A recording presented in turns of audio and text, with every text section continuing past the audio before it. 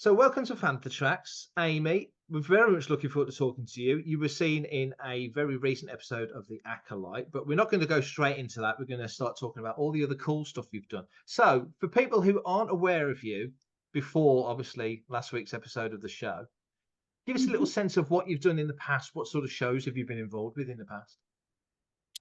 Right. So I started my career in Hong Kong. So I was signed to the only TV studio in Hong Kong, TVB.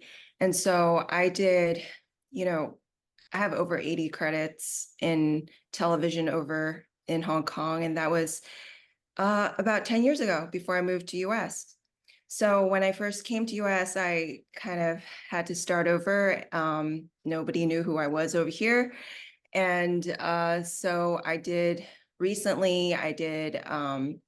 Silent River, which is an indie film that I was the lead in, a co-lead in, and that's on Amazon Prime US. Yeah, Oh, it's actually in UK right now too. And also I've been on shows like Kung Fu on CW, Grey's Anatomy, SWAT, like a couple of those shows as guest starring. So you've been very busy. You've done lots of stuff in the past, loads, a very full CV. Yeah, I've been pretty lucky to get some work in the past few years since it's been hard, with the strike and all over here. So Yeah. What precipitated the move? You were clearly very successful in Hong Kong. Did you just want to broaden your horizons? Was it a new challenge? What was the reason for making that move? well, I was starting to get limited in my roles over there, and I never acted in English. And since I am American, and the goal was always to come to LA. I just made the jump, without thinking too much about it. It's worked out pretty well so far then. Yeah, So, Star Wars, obviously, Fantha Track, Star Wars news site. So we're all about the Star Wars. You can probably tell from my shirt, it's all Star Wars every day. So we saw Destiny last week. We know you're in 2 episodes. I'm not going to touch on the second one, but the first episode came out last week. Very different for Star Wars, very unique, very interesting, loads of lore to dig into. It's an era that's new to a lot of us out here in the fandom, which is inherently interesting anyway. How did that role come to your door? So it was really interesting. I had done Silent River, which is the film I told you about just now. And I became friends with the exec producer of the show, one of the exec producers, Jeff King, and he watched the movie, and somehow when he was reading the script, he thought of me for that role that I eventually got. And so he's like, "Do you want to audition for it?" And I'm like, "Of course." So yeah, I sent in a tape, gave it my best shot, and I heard 3 months later that I got the role. You mentioned obviously the writer strike last year, and we've had all sorts. Obviously, in the last couple of 3 years, we've had all sorts of things that have slowed Hollywood down, slowed the world down. To be honest, how did that impact on the filming of it, or the casting, as you mentioned? Obviously, I think it's probably quite natural to wait a few months for a role to come through. But how did that impact on the production for you? So you're talking about when I received the news for Yeah. So how it impacted me. Well, I was just doing what all other actors do, just kept on self-taping for other roles. And so I kind of did it and forgot about it. I didn't really, hope on it because I just thought Star Wars is such a huge thing. I just it like never in my world did I think that I would get a Star Wars role. So I was pretty relaxed about it. I just went about doing my normal actor stuff. You mentioned Yeah. self-taping. I hear this a lot lately. I interviewed an UK actor called John Thompson, who was in a show over here called The Fast Show, a comedy show. And he said when he would go for roles, face-to-face roles, he got 57 out of 58 roles. He nailed it and he got it. When he started self-taping, he found it a completely different and a very new process. and his hit ratio wasn't so successful. I'm just curious. I'm not an actor, so I don't really know the process. Self-taping, how does that work? I mean, do you feel a connection to it? Is it a shot in the dark? How does that work? You know, I've always had a lot of anxiety going into the room, and having that one or two shots to get it, get it right. Yeah, So self-taping has kind of been great for me, It is logistically, there's stuff that, I've had to work out, like getting a reader yeah. to read with me. And, normally it's better to have an actor read with you. So not like my sister or something, which, she tries, but it's always a little bit like, I don't know, like she's just reading off the paper. So, yeah, I feel comfortable with self-taping just because I get to creatively create what I want to be presented as and have control over that. Yeah. So for me, it's great, That's interesting. I didn't know the process, so that's interesting to hear a flip side of that, because it does seem more of a common thing. When you got your option, your chance to pitch for this, to put your self-tape in, I'm assuming that it didn't say, and in the Star Wars ship, the character walks in and yada, yada, yada. It was very much obscured and you couldn't really tell what it was. Or did you know that it was Star Wars that you were going for? Oh, I definitely knew it had a code name. My my reps didn't know when it came in. So it was very interesting. I knew because I was prepared for that. But so yeah, I mean, it was dummy sides. There was no script attached. It was just I just had to gauge from what was written in the Yeah. sides. Yeah. So So you've nailed the role, you've got the part. So that's part one done. And then presumably you go in and you see the costume, you start to see the paraphernalia around it, you realize, you already know, but you realize, wow, I'm now going to be a part of the Star Wars galaxy. And in something that's, as we said before, it's a fresh new era. So you and your fellow co-workers and production are laying new ground for Star Wars, which is always interesting. How yeah. involved, how interested was that? Because to see all of this for the first time must have been fantastic. I mean, it was incredible. You only see, like, I grew up with Star Wars. Like, my best friends were like huge Star Wars fans, and they would always like talk about it. And, so I would watch a lot, in the theater and on TV. And I'm always like amazed by how beautiful everything is and just how vast the world is. So when I'm like in person seeing all this, I was just taken aback. I mean, the costuming. So it started to feel real when I was doing fittings and trying on the costumes, and everything was tailor made, very specific to the characters, and the details of everything just made me have a tactile sense of the character. And being on the sets, like everything was just so specific, so detailed. And because they were not CG, everything you pretty much see on screen is what it was like in person. So I was just looking at everything, feeling everything. And I was like, I don't even have to act, in some Yeah. way. It's just there, I'm just playing pretend Some in this. actors like a tactile, you mentioned tactile, it's a great word. Some actors like something to hook onto. It might be a costume or it might be a prop. What is it for you that sort of connects you to your character? Oh, it's definitely costumes.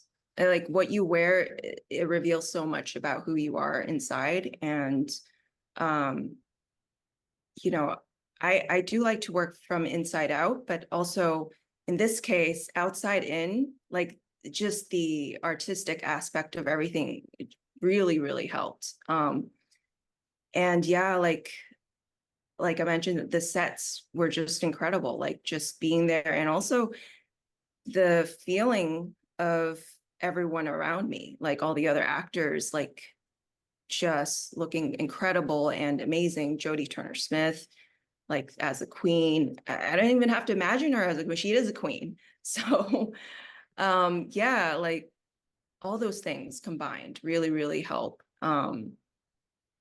Yeah. Mm-hmm.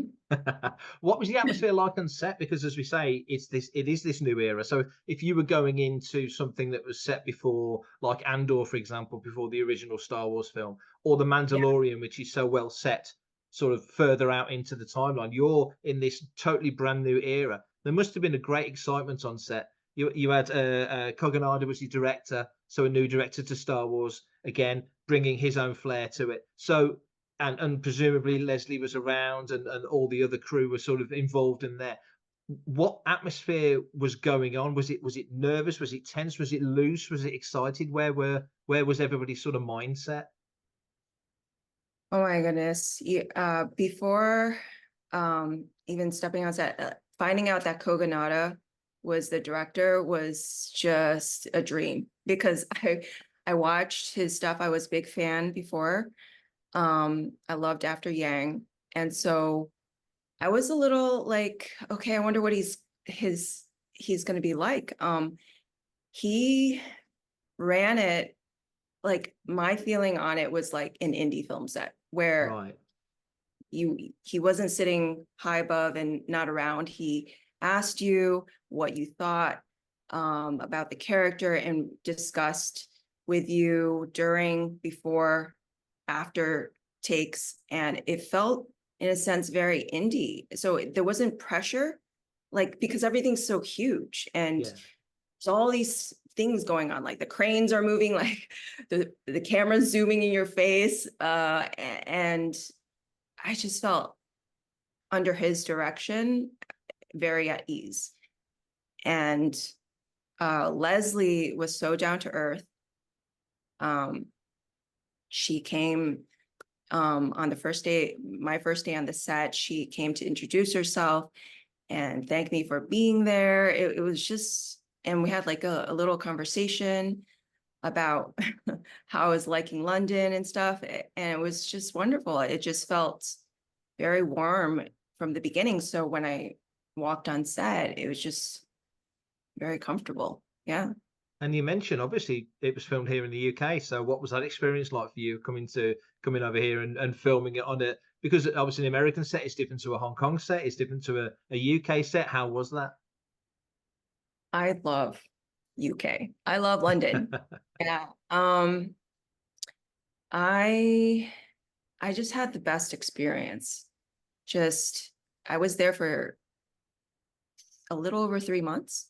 Wow. And yeah, it was just from fittings to makeup to uh like camera tests to the rehearsals and then being on set.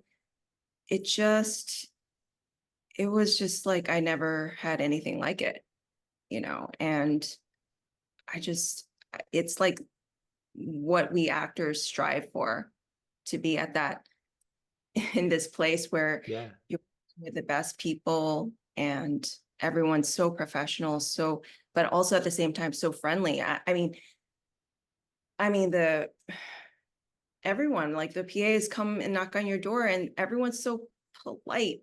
They're like, "Yeah," like I'm just like I've never been welcome to set. Like it's a little different in America. They're just like, okay, it's time for you to come on set. But then in this experience, someone knocks on my door at my trailer and they're like, um, excuse me, Miss Tsang, we would like to welcome you to set. Are you ready? Like very polite, I was just, it was the best. Yeah. Do you enjoy that? I mean, obviously you've traveled obviously with work and that. Are there places you'd like to work film set wise? Location wise. Is there a place that you'd specifically? I'd love to film in Venice. I'd love to film in Moscow, wherever it might be.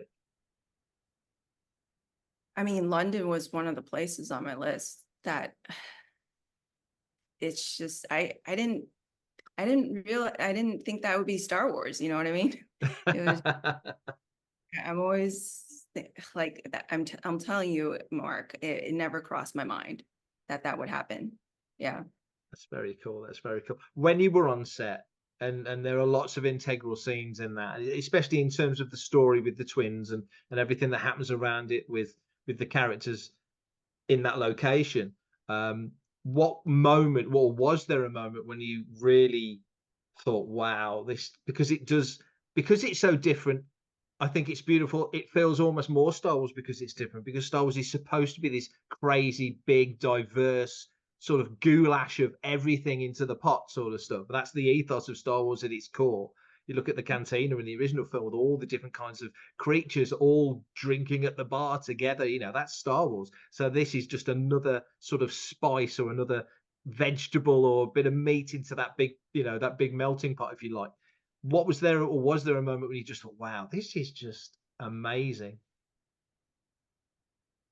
We started with the ascension ceremony. Like that was our uh, first scene that we had to shoot. And so we rehearsed that.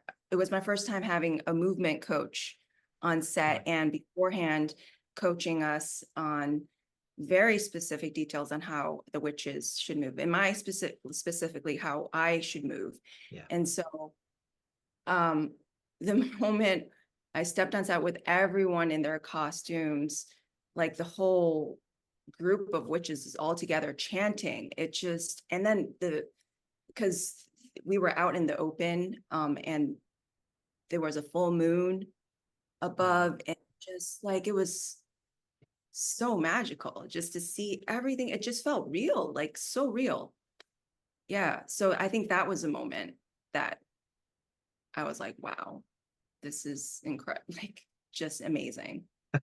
It must be so cool to be, especially an actor, to really be. I mean, you've got to be in the moment to be an actor. I get that, but really in Star Wars, because there's so many peripheral things that get layered on afterwards, or may get added, or there's not distractions, but you know, the creature shop have done all their work, and there's different things around. It must be so cool to just almost lose yourself in the scene and feel like you're really there, especially in something like science fiction, like Star Wars.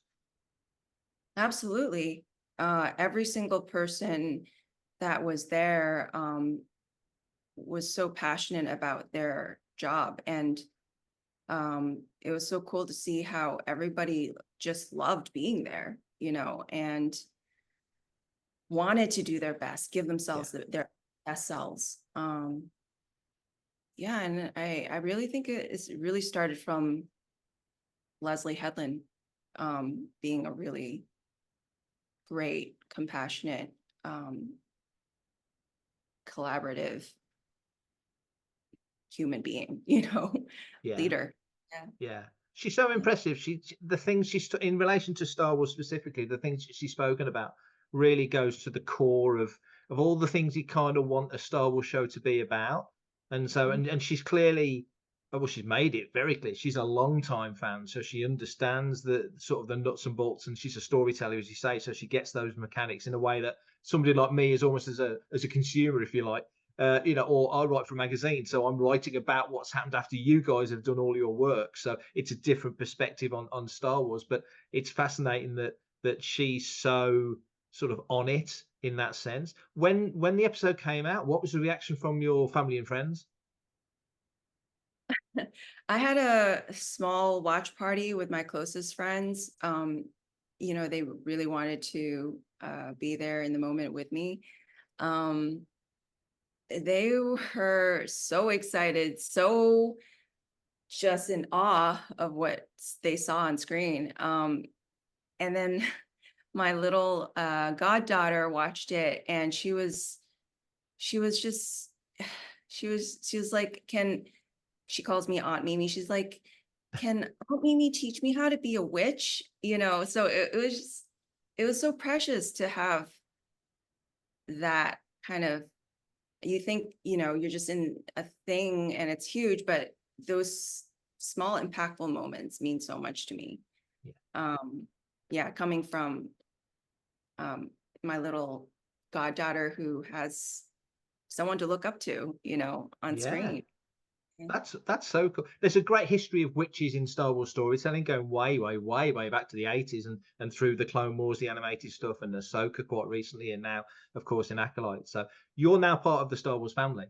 So you're stuck with me and all the others. So are you hoping at some point? We know you're in another episode that's out there already, but are you hoping at some point to get to conventions, be able to do that side of things, start to meet the fans and talk to folks? Are you looking forward to that? Well, absolutely. I mean, if given the opportunity, I mean, I'm a new fan, and I've been to San Diego Comic-Con, so the energy of that really is something else. So being in person to talk to fans directly and hearing their excitement over characters and all that, I mean, I'd love to be a part of it. Yeah. That's awesome. That's awesome. Well, we've loved having you on here. It's been fascinating talking to you. Hopefully we'll see. I've never been to San Diego, so hopefully I'll meet you at San Diego or somewhere in between. Yes, it's it's a lot. So That's what everybody tells me. I've done New York. I've never done San Diego, so I need to. It's a oh, bucket list thing. I need to do it. oh wow, I haven't done New York. Yeah. We've got to do New York. Well, thank you so much, Mark. This was awesome. Thank you. Awesome. Thank you so much. Thank you.